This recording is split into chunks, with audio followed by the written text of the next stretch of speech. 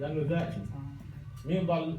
مجال 2 يؤخذ بالاعتبار مجال رقم 2 هو 4 10 قوة سالب 6 وجذر 90.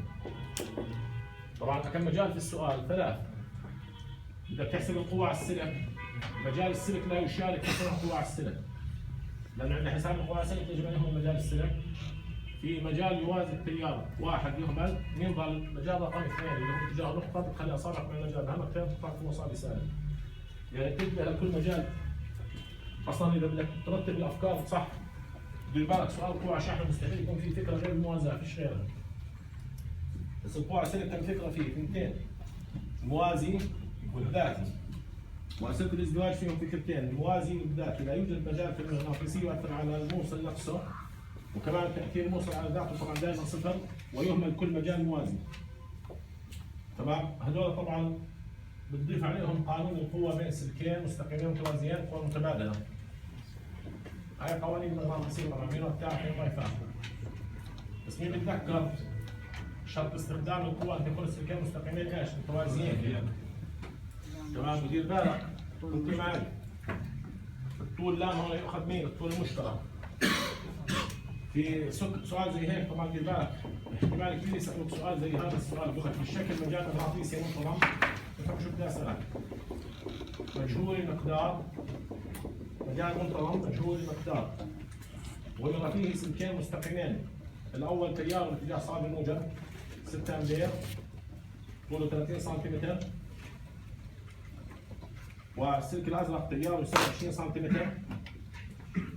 تيار السلك الأزرق 6 أمبير أو 2 أمبير طوله 20 سنتيمتر، وبين هذين السلكين مسافة تساوي 20 سنتيمتر. احسب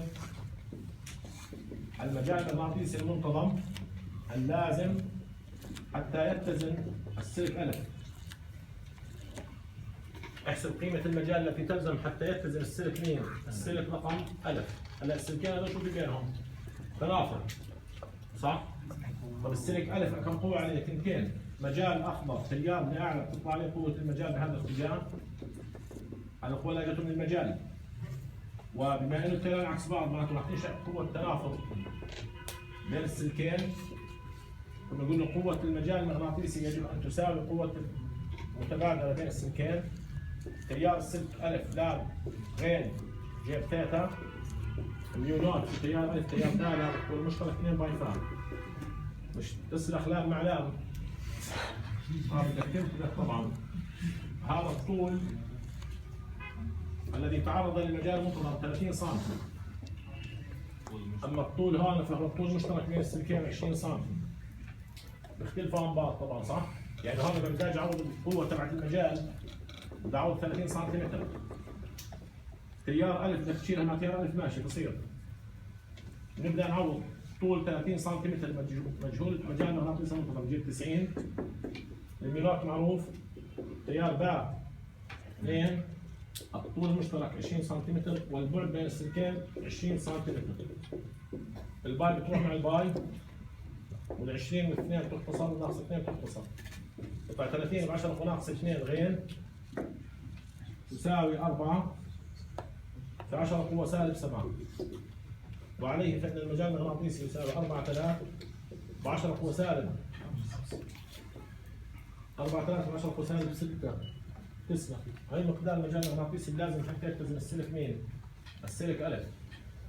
طب مين بيعرف لو السؤال عن السلك باء يقول له السلك باء حتى يتزن عليه قوة مجال هيك وتنافر برضه بسويهم ببعض. بس لو بشتغل في السلك باء راح اعوض لام 20 20 في الحالتين بقدر احسب لام. لو بشتغل في السلك رقم باء لام نفسها، بس السلك ألف لام مش نفسها اللي بالك. تمام؟ وهذا السؤال طبعا بالك منه هذا السؤال. سلكين مغمورين في مجال مغناطيسي منتظم، انتبهوا كويس، يعني سلكين غمر في مجال مغناطيسي منتظم كم قوة بصير على السلك؟ 2. يعني ممكن السؤال يكون يقول لك احسب محصلة القوى. تمام؟ او يقول لك مثلا طلع معي الشكل مبين سلك مستقيم يسري فيه تيار كهربائي 4 امبير. خليك معي لاجواري هذا السلك مستقيم ملف دائري. مين بذكر الملف الدائري هذا اللي هو عمودي على مستوى الصفحة صح؟ الملفات الدائرية اللي ناسيهم قلنا الملف الدائري فيه له 4 أوضاع أو 6 حالات. تيار في مستوى السطح يكون الملف الدائري.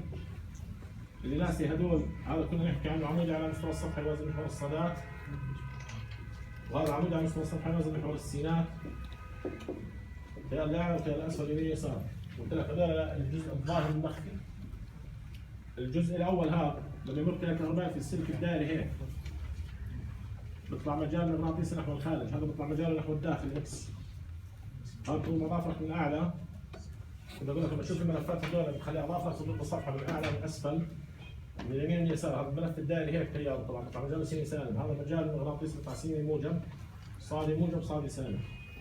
يعني لما اقول لك في الشكل مبين سلك مستقيم وهي الملف الدائري يسري فيه تيار كهربائي ب 3-4 امبير. يبقى في المجال المغناطيسي في مركز الملف مجالين. هاي مركز الملف طبعا المجال المغناطيسي الناشئ عن الملف نفسه سيني سالب، ومرور تيار في السلك المستقيم يسلط عند مركز الملف مجال مغناطيسي نحو الخارج. هذول مجالين متعامدين. يبقى إذا خلاك تحسب مجالين مغناطيسيين متعامدين نقطة وسيني سالب، وأجي قلنا في محسب القوة المغناطيسية المؤثرة في شحنة تمر بسرعة عين باتجاه محور السينات الموجب. بدك تقول له شيل عين غين دلتا يهمل غين ملف، ويبقى الغين مين؟ السلك، لانه يهمل كل مجال مغناطيسي موازي. تمام؟ بس كمان اجزاء الملف الاثباتات اللي زي هيك بدي بالك منهم كمان. يعني ممكن يجيب لك سؤال ملف دائري غير متجانس. كيف يعني غير متجانس؟ يعني ياخذ ملف دائري وهي كمان ملف دائري، يعني صاروا اثنين صح؟ وملف دائري رقم 3. يعني لو حطينا 3 ملفات دائرية جوا بعض وجاب لك تيار كهربائي طبعا بالشكل التالي، اخذنا هذا الملف ربع. هذا الملف اخذنا منه ربع لفة وشطبنا الباقي. تمام. الملف الثاني هذا الملف بدي ياخذ منه كمان ربع لفة أو نص لفة. والملف الأخير بده ياخذ ربع. هذا بده ياخذ منه ربع لفة. مش لما تشوف سؤال زي هيك ذهنك تطعج. هذا سؤال أقل من عادي، مش يعني سؤال حكي فاضي يعني. بس شكله بيكون غريب طبعا. هذا ملف غير متجانس، يعني هاي ربع لفة وهاي نص لفة وهاي ربع لفة كمان. لما يقول لك في الشكل مثل هاي فبكون جايب تيار من هاي المنطقة هيك، تيار كهربائي جاي من هون تاع، ويكون مر تيار هون اسمه تيار تاع، واللي مر من الجزء السفلي هذا خليه التيار يكون 3 تاع أو 2 تاع. يكون لف هون التيار طبعا طلع التقوا هون طلع مرة صح؟ كم مجال في المركز هون 3 مجالات. الربع لفة هذا بيعمل مجال، الربع لفة هذا بيعمل مجال، هذا الجزء بيعمل مجال اكس. تمام؟ التيار الكهربائي طالع من هذا الاتجاه. يعني هذا نقطة، هذا اكس، وهذا طبعا بيطلع ايش؟ هذا تيار هيك بيعمل مجال مغناطيسي اكس. بكون معطيك انصاف الاقطاب. يعني هذا نقاط، 2 نقاط، معطيك هاي بتكون 5 نقاط مثلا او 3 نقاط. وبقول لك احسب لي المجال المغناطيسي في المركز. طبعا كم مجال مغناطيسي بالمركز 3. الربع لفه الاولى نون ميو تيار 2 نقاط. كم عدد اللفات؟ ربع. ميونات في كم ميونات بالتيار تاع تقسيم 2 نقاط. شو بيطلع الجواب؟ ميونات في تيار على 8 نقاط. تمام؟ الربع لفه اللي تحت يساوي نون ميونات تاع 2 نقاط. كم لفه ربع؟ والميونات تاع كم نصف القطر؟ 2 في 3 نقاط اللي هي لفه الربع. طبعا 2 في 3 نقاط. شو بيطلع الجواب؟ الميونات في تاع على 4 ب 6 24 نقاط. والنص لفه هاي نون الميونات في التيار 2 نقاط. كم لفه؟ نص ميونات في التيار اللي هو قديش تيار؟ 2 تاع. التيار 2 تاع بتاع 12. 2 تاع على نون قاف 2 نون قاف. نص بتروح مع 2 بتطلع منه تاع على 4. الربع لفة هاي اللي لونها أزرق نقطة، فهذا إكس وهذا إكس. تجمع اللي مع بعض وتطلع هي عكس بعض، تطلع نفس الرقم.